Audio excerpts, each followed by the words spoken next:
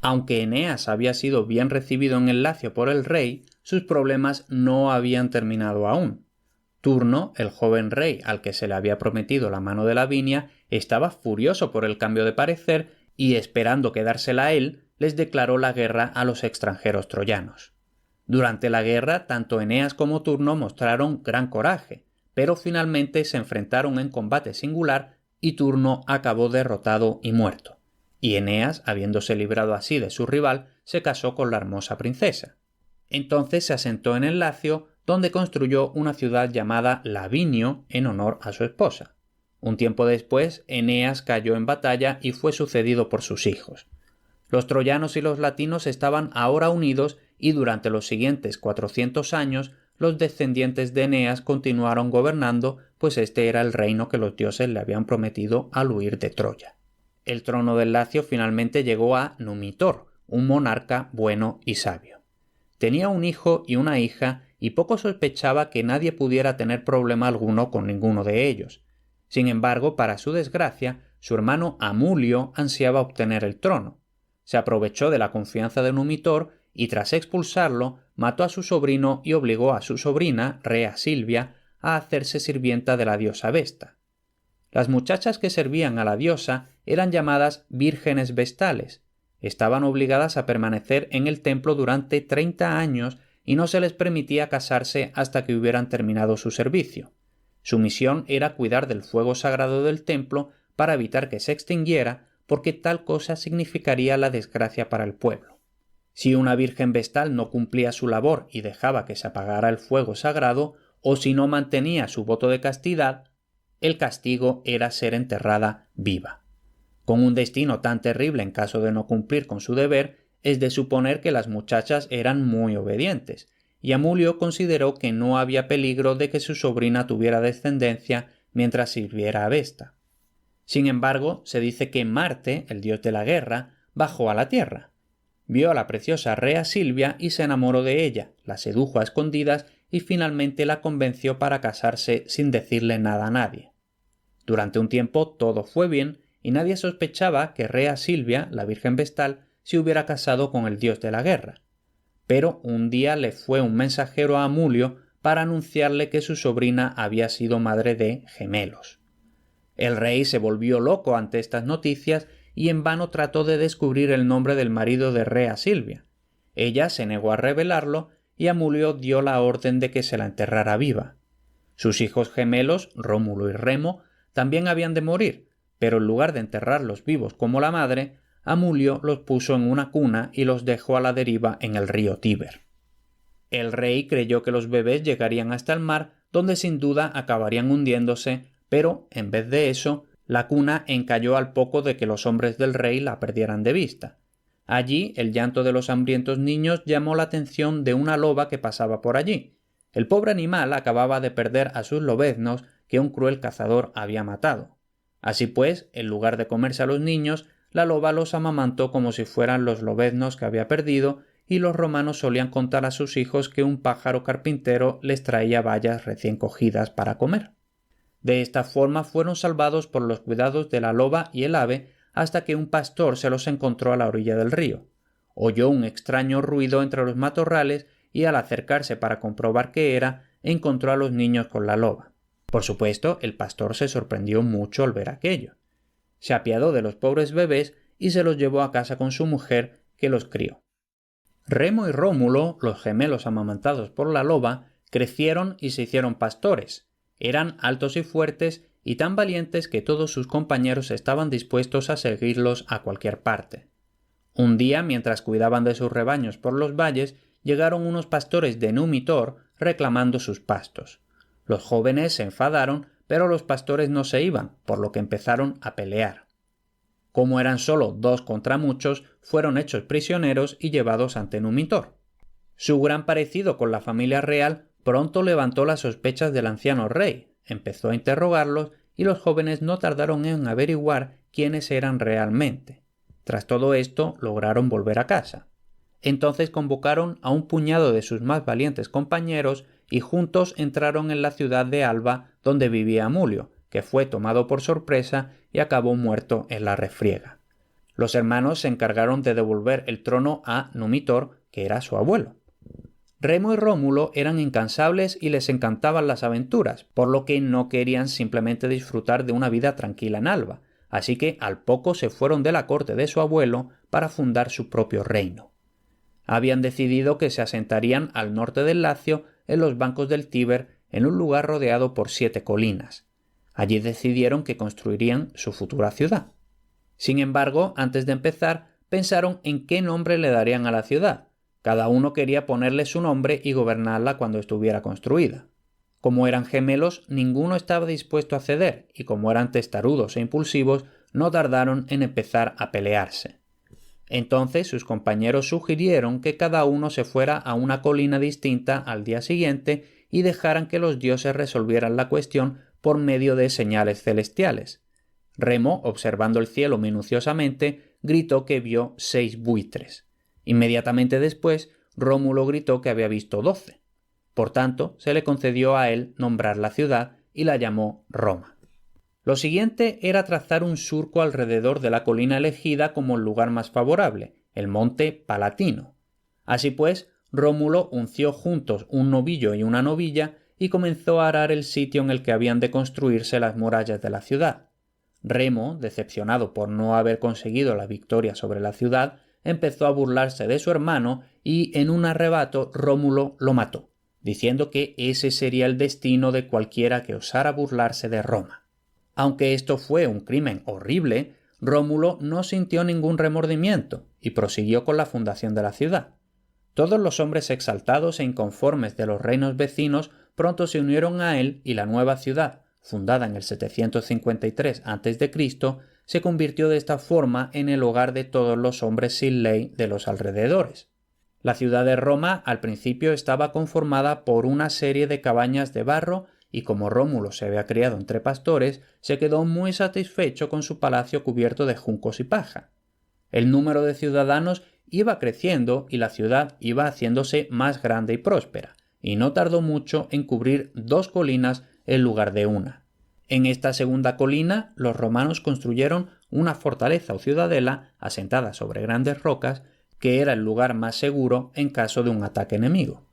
Como todos los ladrones, asesinos y esclavos fugitivos de los reinos de los alrededores habían venido a asentarse en Roma, no tardó en haber muchísimos hombres. Sin embargo, muy pocos de ellos tenían esposas, por lo que, desde luego, las mujeres eran sumamente escasas.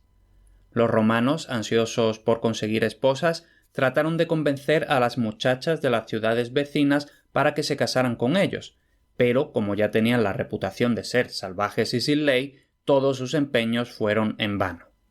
Rómulo sabía que los hombres no tardarían en irse si no podían tener esposas, por lo que tomó la resolución de ayudarlos mediante una treta para que consiguieran así lo que no podían conseguir por las buenas. Envió heraldos a los pueblos y aldeas vecinas para que invitaran a la gente a venir a Roma para presenciar unos espectáculos que los romanos iban a celebrar en honor a los dioses. Como estos espectáculos eran de lucha y boxeo, carreras de caballos y muchas otras formas de probar la fuerza y la habilidad de los hombres, todos aceptaron la invitación de buena gana, por lo que fueron en masa a Roma, desarmados y con atuendos ligeros.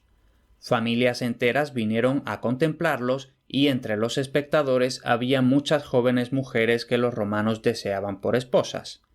Rómulo esperó hasta que los juegos estuvieran en su apogeo y entonces de repente dio una señal y todos los jóvenes romanos atraparon a las chicas y se las llevaron a sus casas a pesar de sus llantos y forcejeos. Los padres, hermanos y novios de las muchachas capturadas las habrían defendido, pero habían acudido a los juegos desarmados, por lo que no pudieron hacer nada. Como los romanos se negaron a devolver a las chicas, ellos corrieron a sus casas a tomar las armas, pero cuando regresaron a Roma, las puertas de la ciudad estaban cerradas. Mientras estos hombres se preparaban para la guerra fuera de Roma, las doncellas raptadas habían sido obligadas a casarse con sus captores, que juraron que nadie había de quitarles sus esposas. La mayoría de estas mujeres eran procedentes de las aldeas sabinas. Los romanos no habían tenido gran dificultad en derrotar a otros enemigos, pero no fue lo mismo con los sabinos. La guerra con ellos duró un largo tiempo, pues ninguno de los dos bandos era mucho más fuerte que el otro. Finalmente, al tercer año, los sabinos sobornaron a Tarpeya, la hija de uno de los guardianes de las puertas de la muralla. Esta muchacha era tan superficial y le gustaban tanto las joyas que habría hecho cualquier cosa por tener más. Por tanto, prometió a los sabinos abrirles las puertas durante la noche si cada uno de los guerreros le daba lo que llevaba en el brazo izquierdo, pues los sabinos solían llevar un gran brazalete de oro en la izquierda. Los sabinos le prometieron darle lo que pedía y Tarpeya abrió las puertas. Cuando los guerreros pasaron a su lado, ella pidió su recompensa, y los sabinos, despreciando su mezquindad, le arrojaron sus pesados escudos de bronce, pues los soldados siempre llevaban los escudos en el brazo izquierdo. Tarpeya acabó aplastada bajo el peso de todos aquellos pesados escudos. Cayó a los pies de un empinado acantilado que desde entonces se conoció como Roca Tarpeya. Desde aquel acantilado los romanos solían arrojar a los criminales para que murieran de la caída. Así, durante siglos, muchas otras personas murieron en el mismo lugar en que la desleal muchacha había estado el día en que ofreció vender la ciudad al enemigo a cambio de un puñado de baratijas. El ejército sabino había tomado la ciudadela gracias a la vanidad de Tarpeya, y al día siguiente hubo una lucha desesperada entre ellos y los romanos que vivían en el monte Palatino. Primero los romanos fueron rechazados, pero luego fueron los sabinos, y finalmente ambos bandos se retiraron a descansar. Estaban a punto de reemprender la batalla y los dos ejércitos estaban tan solo a unos pasos de distancia, amenazándose con las armas levantadas y feroces miradas, cuando de repente todas las mujeres se lanzaron fuera de sus casas y se metieron entre los dos ejércitos. Agitadas de miedo por la vida de sus maridos por un lado y la de sus padres y hermanos por otro, les suplicaron a ambos bandos que dejaran de luchar.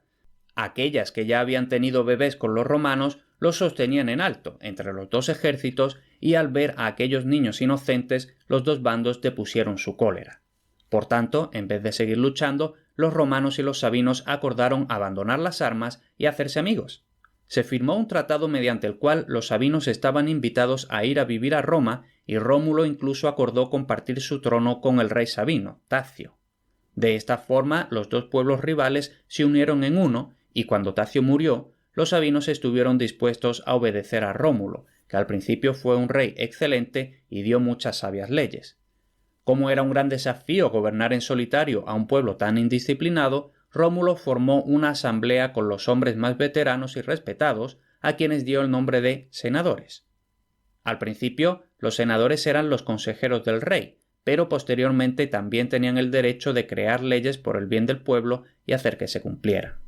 Los hombres más jóvenes y activos eran nombrados caballeros o ecuestres, que eran los que podían luchar a caballo en tiempos de guerra, pero con el paso del tiempo ese título quedó reservado solo para los que tenían una cantidad importante de riquezas. Los hijos y familiares de los senadores y caballeros y los habitantes iniciales de Roma recibieron el nombre de patricios o nobles, mientras que los que eran conquistados o iban a vivir a Roma posteriormente eran llamados plebeyos, es decir, la gente normal. Se dice que Rómulo fue rey de los romanos durante 37 años. Aunque al principio fue un buen gobernante, no tardó en hacerse soberbio y cruel. Como era el rey, quería salirse siempre con la suya con cualquier cosa, y como pronto dejó de importarle si lo que él quería era bueno para los romanos, el pueblo empezó a odiarlo. Alguien que piensa solo en sí mismo no puede tener amigos de verdad, y Rómulo pronto se quedó solo. Pero, aunque el pueblo lo odiaba, le tenían demasiado miedo como para desafiarlo abiertamente y mostrarle su desagrado. Un día que Rómulo y todo el pueblo se habían marchado a la llanura más allá de la ciudadela, de repente se levantó una tormenta. Se puso todo tan oscuro que la gente huyó aterrorizada, abandonando a los senadores y al rey a su suerte. Cuando pasó la tormenta, los romanos volvieron. Sin embargo, para su sorpresa, Rómulo no estaba por ninguna parte. Estuvieron buscándolo, pero nadie era capaz de encontrarlo. La gente estaba extrañadísima y todos hablaban de aquella repentina desaparición, preguntándose qué podría haber sido de él cuando uno de los senadores se puso en pie y pidió silencio. En cuanto pudo hablar, el hombre les dijo a los romanos reunidos que él había visto a Rómulo siendo llevado al cielo. Dijo que el rey había anunciado que se iba a vivir entre los dioses y que deseaba que su pueblo lo venerara bajo el nombre de Quirino. Los romanos de aquellos días eran tan ignorantes y supersticiosos que se creyeron todo lo que les dijo aquel hombre. Por tanto, construyeron un templo en la colina desde la que Rómulo había sido llevado al cielo, según aquel senador.